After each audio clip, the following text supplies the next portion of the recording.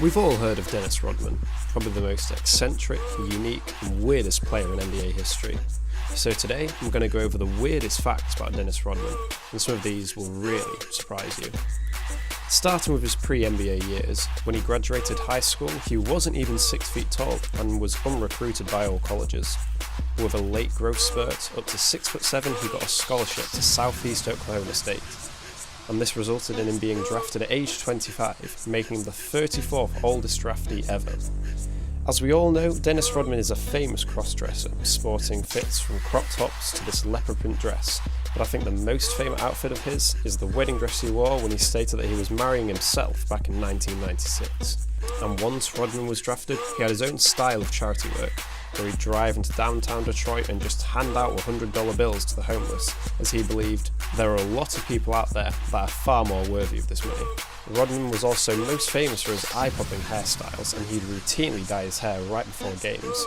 But on the night of San Antonio's new stadium, the Alamodome being opened, he didn't factor in the time he needed to dye his hair, and ended up turning up 30 minutes late with a platinum blonde look.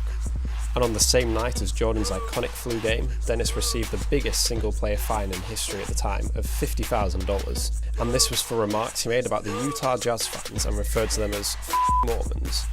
This violated the league's policy on hate speech, but afterwards Rodman claimed he didn't know it had anything to do with religion, and he regrets saying it. And on a lighter note, and as mentioned in The Last Dance, Dennis Rodman liked to blow off steam by heading to Vegas, but during the 1998 finals, he decided this was a good time to head to Vegas and appeared alongside Hulk Hogan in a WCW event. Nevertheless, the Bulls won the 1998 championship as MJ completed his three-peat, despite Rodman missing some practice sessions. And finally, before I got onto his basketball accomplishments, it needs to be mentioned how Rodman and North Korean dictator Kim Jong-un are weirdly close friends. Rodman has visited Kim in North Korea in a number of occasions where they watch basketball games, as Kim is an apparent huge basketball fan, and a big fan of the Chicago Bulls as well. And it seems Rodman has somehow played a role in easing the tension between North Korea and Western civilization, as he's one of the few Western people to actually visit Kim Jong-un in North Korea. And with Dennis Rodman seemingly knowing Donald Trump quite well after he publicly endorsed him in the 2016 election, this led to Trump and Kim Jong-un meeting in person for the first time, which is huge progress no matter how terrible Kim Jong-un is. But on to his basketball achievements. He's known as one of the best rebounders ever, and for good reason. For 7 straight seasons, he averaged the most rebounds in the NBA. But what makes it even crazier is that it wasn't until he was 30 that he averaged the most rebounds in the NBA. And at 36, when most players are retiring, Rodman was still out-rebounding everyone else.